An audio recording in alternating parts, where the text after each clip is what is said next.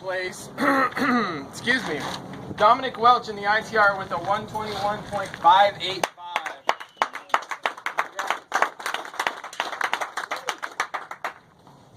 First place, he's a regular, but have you ever got first place? Nope. First time first placer with a really kick-ass time.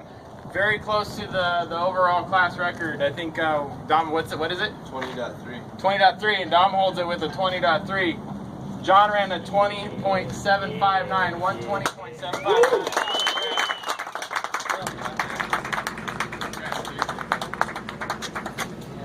So everyone's hauling ass today. Let's see. Finally got you, Dom. You never had me. It's gonna be. I can say that today now. I think November is gonna be a good battle between Dom and John there. A good one. Yes. Class B, we had a total of 10 cars.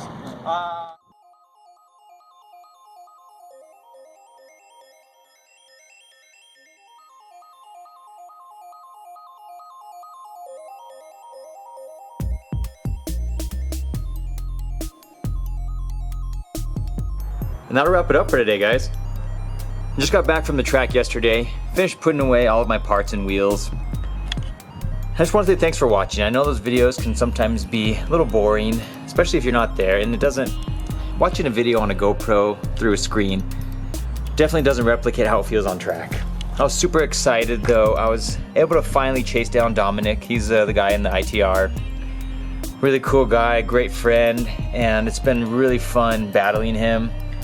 I've been finally able to get a first place ahead of him over the last 2 years, 17 and 2018. I'm always like second or third place, followed by him and either Tyler or Tim driving the Miata. But today I was just able to get him by 0.8 seconds. Ran a 120.759, which I was super happy about.